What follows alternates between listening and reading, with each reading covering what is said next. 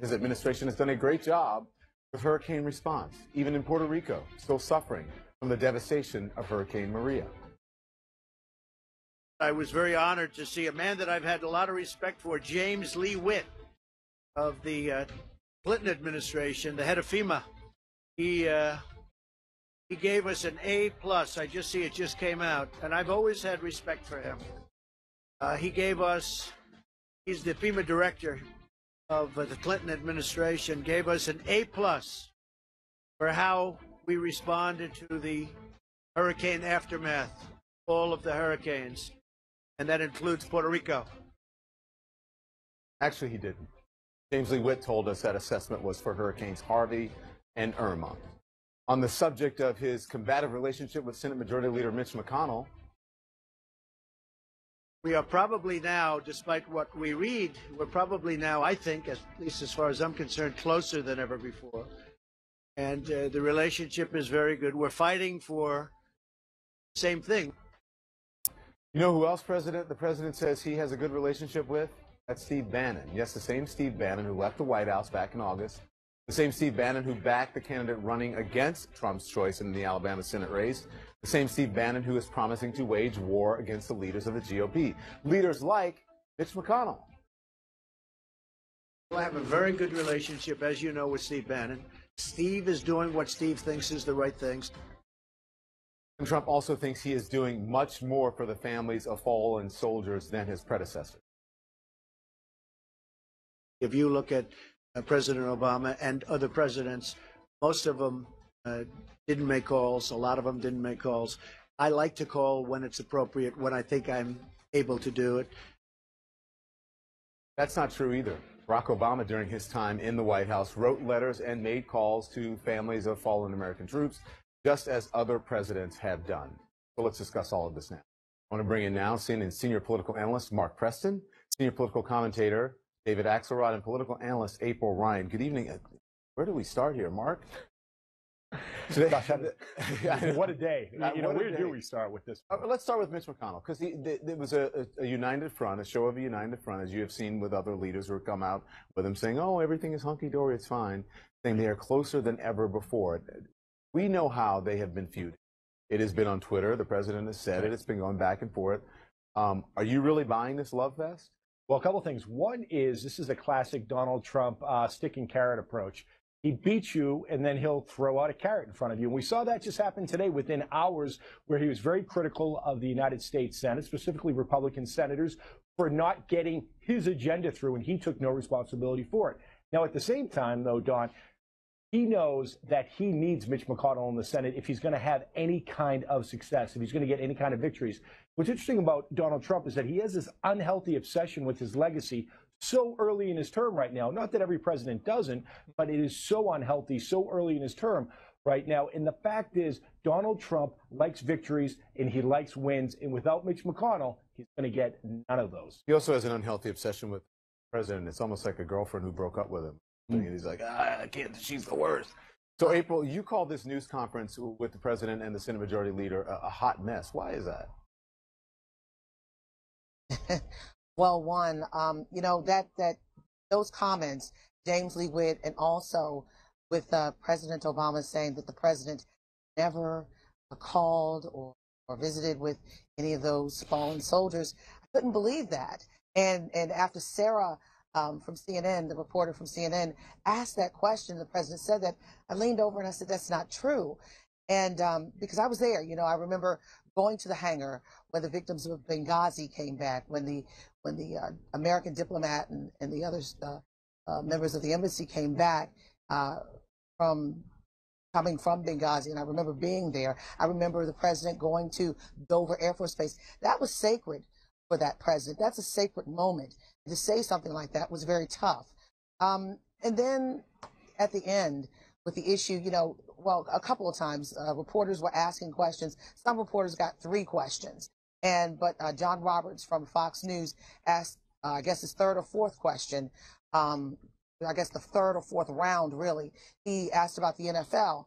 And that's when I got my chance to ask about police-involved shootings, the actual reason why the NFL players are taking a knee. And the president kept saying it's disrespect, and I threw that question out, and he kept saying disrespect, never discussing the issue, the reason why the players knelt. It was just, when you listen to a president of the United States, words matter. And for us to hear that certain things didn't happen, it just leaves a lot to question his credibility and just what really is happening.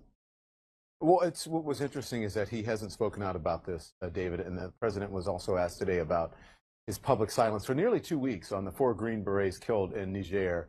He said he hasn't spoken to their families yet, but he has written letters that will be arriving soon.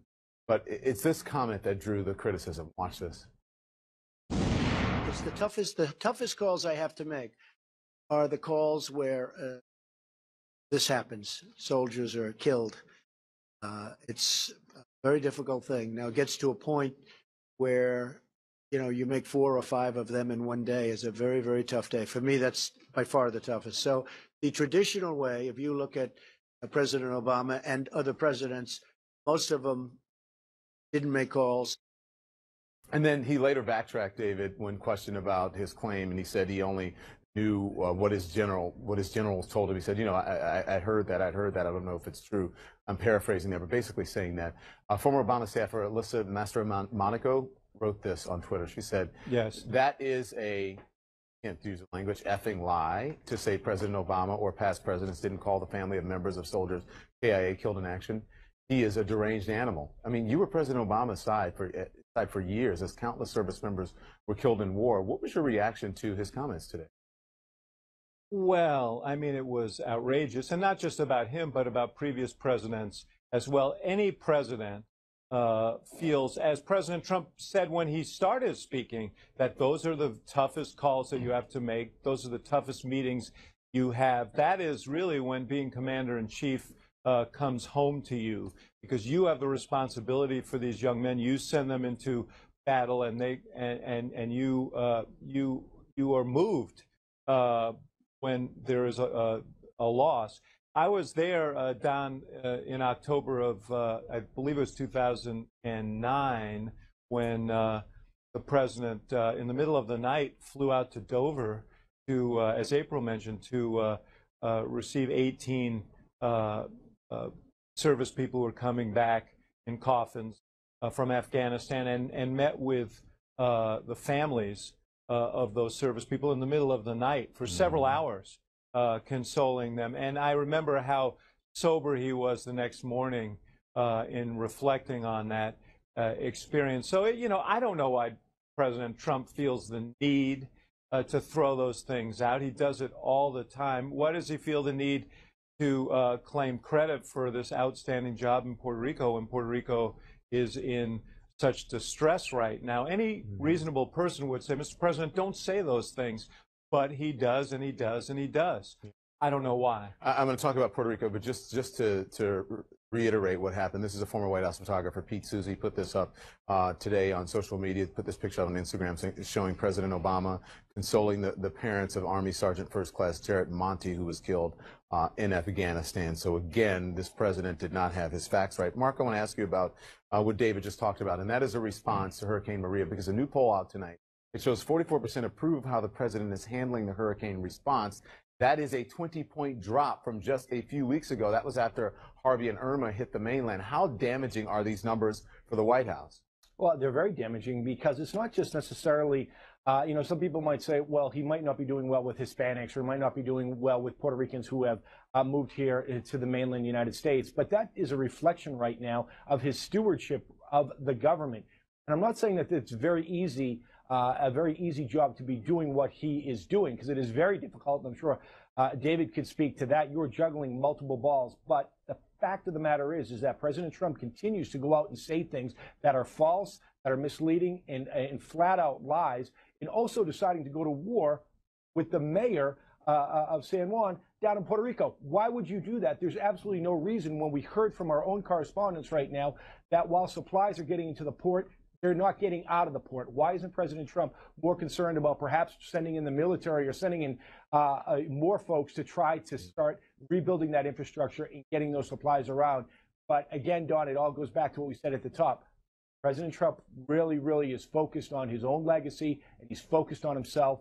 And there's a bit of narcissism there that I think that is really getting in the way of him really doing a solid job as president right now. How frustrating is it to sit there as someone who has covered the White House for, what is it, 20 years now, 2 decades, April, and knowing in real time that this president should be fact-checked, and then not always having the opportunity to do so? It's got to be frustrating for people who, if this is your vocation. Yes, it is frustrating. You know, it was frustrating. I was trying to get a question in. I was smack dab right in front of him, and he made it a point not to recognize me. But towards the end, he did. And when he was saying these things, particularly when he talked about James Lee Witt, and I understand that he sometimes leaves other facts out or changes it a little bit. And I remember a conversation that he had with Congressman Elijah Cummings. You know, at the very beginning of this administration, when they had a conversation, he came out saying after that conversation, oh, Elijah Cummings said that I am the greatest president ever. That's not what Elijah Cummings said. Elijah Cummings said, you would be the greatest president if you did such and such and such and such.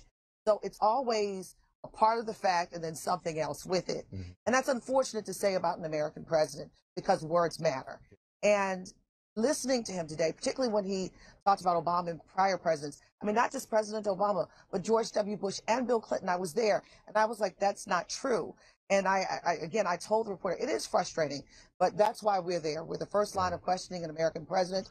And we also have institutional knowledge and memories sometimes that will help correct the misstatements. David, I want to ask you about this moment because I thought it was it's important to point out here. The president also weighed in on Hillary Clinton supporting NFL players' rights to protest. Watch this. Oh, I hope Hillary runs. Is she going to run? I hope. Hillary, please run again. Go ahead. So she's at odds with you over whether or not this is disrespecting the flag. Is she right or is she wrong? I think she's wrong. Look, when they take a knee, there's plenty of time to do knees and there's plenty of time to do lots of other things. But when you take a knee, well, that's why she lost the election. That's why she lost. What do you think of that? Look, he would love to replay this election from now until the next election. You know, he lives in this world. This race with Hillary Clinton is the most, I mean, think about what's going on in the world right now and that he, you know, wants to engage in that discussion. But I do want to go back to one thing, Don, which is McConnell. And, you know, Trump ran as an anti-establishment candidate. McConnell is the ultimate establishment man. As Mark pointed out, he needs McConnell to some degree. But he loves having Steve Bannon out there strutting around in his Johnny Cash outfit, you know, threatening to gun everyone down and, you know, calling McConnell Caesar and calling for Brutuses to step up and do away with him and so on, because, you know, he knows that he's got a gun cocked at McConnell, figuratively speaking. In this day and age, I shouldn't use that language, but he's got this implicit threat that Bannon represents. So if I'm McConnell, I'm standing up there feeling deeply uncomfortable when Trump says Bannon's a friend of mine and he's doing what he thinks is right, because there's a game being run here, and Mitch McConnell is caught in the vice. David, April, Mark, thank you so much. I appreciate it. Don? Yeah, I got to go. Sorry. Next time, April, we'll see you soon. When we come back, an emotional senator, John McCain, choking up tonight as he blasts those who would abandon America's leadership in the world for the sake of what he calls half-baked, spurious nationalism. There's more, and it's very powerful, and you'll see it next.